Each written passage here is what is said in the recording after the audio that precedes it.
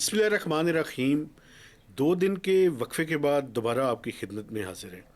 गिलानी साहब, आप 2 दिन गायब रहे हैं। एक तो ये बताएं कि क्यों गायब रहे हैं, और दूसरा ये बताएं कि आज वो कौन सी इम्पॉर्टेंट तरीन प्रेस कॉन्फ्रेंस है जिसके बारे में, और ना खुशगवार किस्म का वाक़या है जिसके बारे में मैंने और आपने आपस में बात करनी है। शुक्र है कि हम खुद ही गायब हुए हैं, खुद ही आ गए पहले तो इस पे अल्लाह ताला का शुक्र अदा करते हैं और अल्लाह ताला हमें ज़्यादा देर गायब ना करें, रहने से महफूज फरमाए। अच्छा जी। तो और जो गायब हैं, हमारी दुआ है वो भी आ जाएंगे। तो अहमद फराद की आपने बड़ी बात की थी उस दिन। जी बिल्कुल। तो जुमे तक का टाइम अटॉर्नी जनरल ने लिया है, जुमे को फिर हेयरिंग है। इस दफ़ा ज़रा कूल डाउन था एनवायरनमेंट, लेकिन मैं अपने एक ज़ाती आपसे इम्कान शेयर कर रहा हूँ कि इम्कान है कि वह जुमे की हेयरिंग से पहले वो अपने घर आ जाएं या जहाँ भी उन्होंने पहुँचना है वो पहुँच जाएं, तो अच्छी बात होगी। ये तो खैर गायब होने की बात हमारी तो एक टेक्निकल रीज़न थी हुई। मुझे इजाज़त दें, प्रेस कॉन्फ्रेंस से पहले मैं एक बड़ी तकलीफ़ से बात करना चाहता हूँ। जी प्लीज़। हमारे बड़े प्यारे भाई हैं, प्यारे हमारे दोस्त हैं, जर्नलिस्ट हैं, शाहिद असलम। आप शायद उन्हें इतना नहीं जानते जितना मैं उन्हें जानता हूँ। मुझे भी है जी। वो हमारे सामने लाहौर में जर्नलिस्ट, जब हम थोड़े से उनसे आगे थे तो उन्होंने आगाज़ किया था, और बड़ा डाउन टू अर्थ और बड़ी मेहनत से उसने एक बिल्कुल मतवसत तबके से थे और आगाज़ किया। मुझे बिल्कुल पता है वो जो स्टोरी उन्होंने ब्रेक किया, आहिस्ता आहिस्ता ज़ाहिर है अच्छे जर्नलिस्ट बने वो। Qamar Javed Bajwa, retired army chief, उनके असासों के मुतल्लक। और आपको याद हो गया उस पर बड़ा उस वक्त स्कैंडल बना था, पीडीएम की गवर्नमेंट थी, तो उन पर पर्चा दर्ज हो गया और उनको यहाँ पे अदालतों में घसीटा गया, और फिर कई माह तक तो फर्द जुर्म ही नहीं लगी। फिर वो अभी भी FIR जो है वो क्वैश नहीं की गई, तो वो अभी उसका सामना कर रहे थे। और उसके बाद इसमें आपको पता है, आपके जो अजीज़ हैं, हो सकता है उन पर कोई प्रेशर हो। मैं ये नहीं कहता कि इसहाक डार साहब और शहबाज शरीफ और कमर जावेद बाजवा अजीज़ है।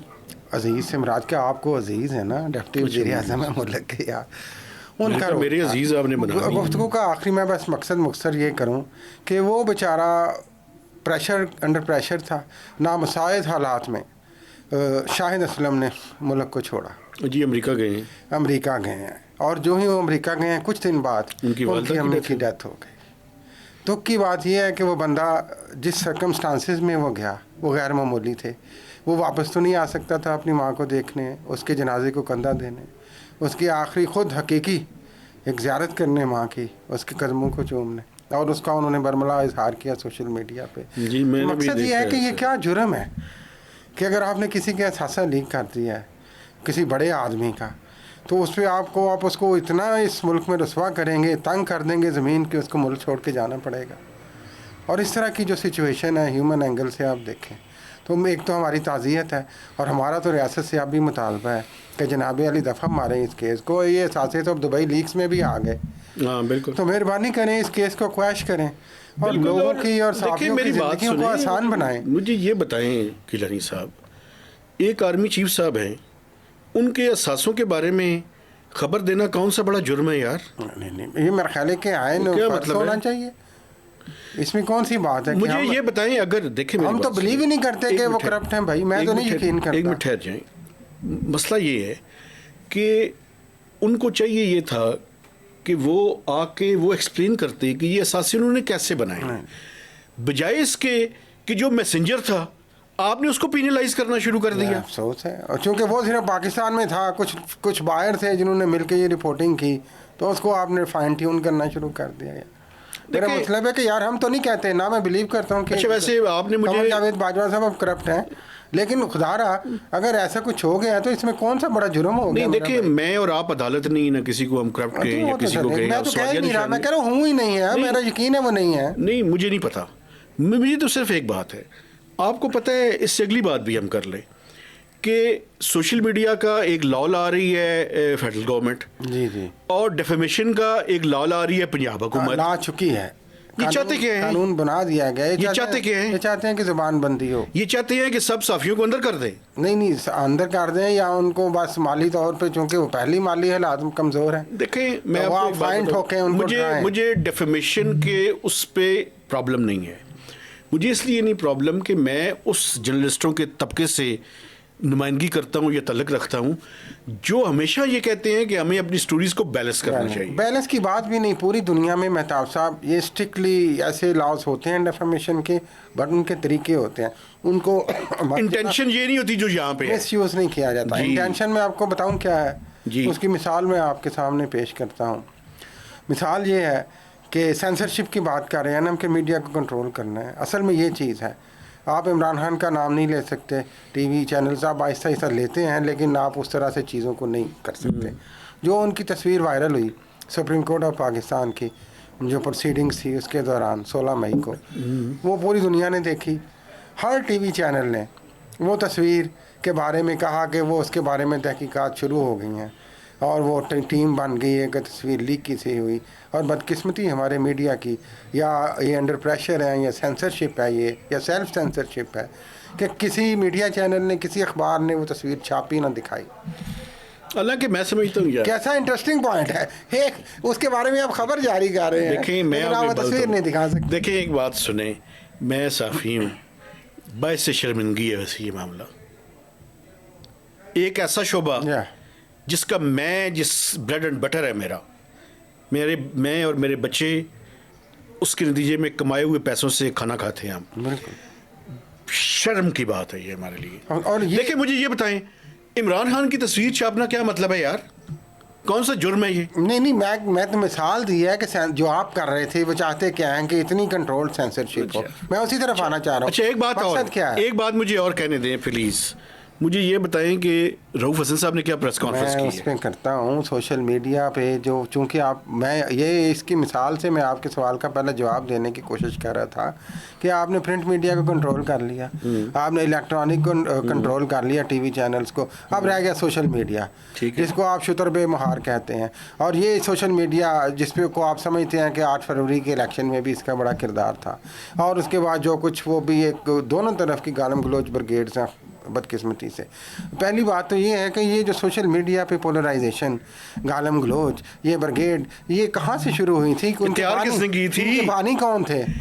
वो फिफ्थ जनरेशन वार को शुरू करने वाला गफूर, जनरल गफूर, क्या नाम था उनका? आसिफ गफूर, जनरल आसिफ गफूर जी। तो मकसद लेफ्टिनेंट जनरल है आजकल वो। मकसद नहीं, मुझे ये बताएं ना, मुझे इसकी इब्तिदा तो मुझे नहीं आपने फिर मुझे ट्रिगर कर दी है। मुझे ये नहीं पूरी करने दे रहे आप। मैं नहीं दाखिल, मैं सवाल तो उठाने दे रहे सर। जनरल आसिफ गफूर से कौन पूछेगा? लेफ्टिनेंट जनरल साहब से। हाँ, उस वक्त वो खुद ही बताया करते थे, आजकल वो चुप हैं। लेकिन मकसद क्या है, ये जो सारे लॉज आ रहे हैं पंजाब में भी, ये बड़ा एक काला कानून, सारी सहाफ़ी तंजीमें इसको कह रहे हैं। आपको पता है कि 30 लाख रुपए जुर्माना, 6 महीने के अंदर केस फाइनल, आपको सफाई का कोई मौका नहीं है, और जज जिसकी मर्ज़ी है वो चाहे वो उसकी दूसरे ने कुछ साबित नहीं करना जिस पे इल्ज़ाम है। ये सारा कुछ आप पे होने से। और ये आप जाएं जनाब यार, मैंने सोशल मीडिया, टिकटॉक, फेसबुक, हर चीज़ पे ये जेल करार दे दें इस मुल्क को। हमने उस दिन भी कहा जेल करार दें। तो मकसद क्या है कि सोशल मीडिया पे अब आवाज़ जो जारी है ना, वो ख़त्म की जाए।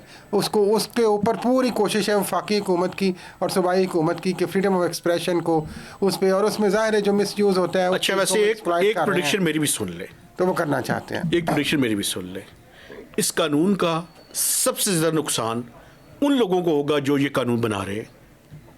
मेरी मुराद है ये जो रूलिंग क्लास है ना, मुस्लिम लीग नवाज, हुक्मरान तबका, ये रोएंगे, ये चीखेंगे, ये चिल्लाएंगे, और ये सबसे बड़े विक्टिम होंगे इसके। हाँ, तो ये मसला ये नहीं, खुद मरीम नवाज शरीफ जी वो सबसे बड़ी विक्टिम होंगे। वज़ीर-ए-आला पंजाब हैं, हम तो हमेशा कहते हैं ज़बरदस्त खातून है, एक हम तो समझ रहे थे कि पंजाब को बहुत एक सिग्निफिकेंट तरीके से और पॉजिटिव तरीके से आगे लेके जाएंगी। लेकिन उनकी कुछ वीडियोस लोगों ने कल चलाई टीवी चैनल में, पुरानी, जब इमरान खान के दौर में इस तरह के कानून बनना शुरू हुए, उस वक्त भी हमने मज़ामत की थी मीडिया ने, तो उस वक्त तो जस्टिफाई कर रही थी कि ये कैसे ये ऐसे काले कानून ला सकते हैं और ये क्यों हो सकता है। और आज उन्होंने वैसे ही उनकी तारीफें करते हैं। चुप-चुपीते कानून, चुप-चुपीते नहीं, ये मैं समझता हूँ कि ये घुस बैठ के किस्म के कवानीन लाने की कोशिश कर रहे हैं, और ऐसे कवानीन 2.5-3 माह आते ही, और ऐसे कवानीन लाने की कोशिश कर रहे हैं जिसका सबसे पहला विक्टिम ये लोग होंगे। रऊफ हसन पे बात अब ये बात कि असल मसला क्या है कि जो आवाज़ उठ रही है सोशल मीडिया पे या जहाँ से भी, या पीटीआई की तरफ से या मीडिया की तरफ से, उसको हर सूरत दबाना है। क्यों? क्योंकि बहुत बड़ा क्वेश्चन है आपकी जो गवर्नमेंट है उसकी लेजिटिमेसी पे, इस असेंबली की लेजिटिमेसी पे, इन दी सेंस की जो हुकूमत बनी है फॉर्म 45 और 47 के हवाले से बहुत बड़ा क्वेश्चन है। अब वो सारा जो कुछ बातें हो रही हैं उसका ज़ोर है कि इस चीज़ को दबाया जाए। रऊफ हसन तहरीक पाकिस्तान, तहरीक इंसाफ के जो तर्जुमान हैं वो निकल रहे थे एक टीवी चैनल से, तो वहाँ पे उन्होंने जो बज़ाहिर ख्वाजा सराओं ने उन पे जानबूझ के उनको इंगेज किया और उन पे हमला किया, उनके चेहरे पे ब्लेड लगाया। कितनी एक कंडेम करने वाली बात है। और उसके बाद ख्वाजा सराओं ने ये काम शुरू कर दिए। ख्वाजा सराओं की जो तंजीम है उनके रहनुमा है नायाब अली, उन्होंने तो डिनाई किया ये हमारे बंदे नहीं हैं। किन के बंदे हैं? पता नहीं किन के बंदे हैं। जब उनके नहीं है तो हमें क्या, वो तो जो पुलिस ढूंढेगी ना, नासिर क्या है इनका, रिजवी साहब ढूंढेंगे अगर माशाल्लाह। अच्छा, प्रेस कॉन्फ्रेंस में आज कहा कि उन्होंने जल्दी से बता दें जनाब, उन्होंने बड़ा दलेराना प्रेस कॉन्फ्रेंस की है, बड़ी हिम्मत के साथ उन्होंने कहा है कि मुझसे मेरे साथ जो जुल्म हुआ है वो बहुत कम है और इससे ज़्यादा जुल्म तो मेरी पार्टी के बहुत सारे लोगों के साथ हो चुका हुआ है, जिसको यहाँ पे मैं बयान नहीं कर सका। उनका ख्याल है और जो बहुत सारे और लोगों का भी ख्याल है बदकिस्मती से कि मुल्क में वो कह रहे हैं कि फ़र्द वाहिद की आमरीत कायम है। उन्होंने कहा है कि मुझे अगर कहीं गोली मारनी है तो बताएं, मैं वहाँ पे आ जाता, मुझे गोली मार दें। लेकिन उन्होंने कहा कि मुल्क का नुकसान ना करें। ये फवाद के भाई हैं? हाँ जी, रियल ब्रदर, हाँ जी। और उनके मुल्क का नुकसान ना करें। फवाद साहब के बारे में थोड़ा सा बता देना। Fawad Hasan former caretaker minister और principal secretary to prime minister Nawaz Sharif as well में भी जी।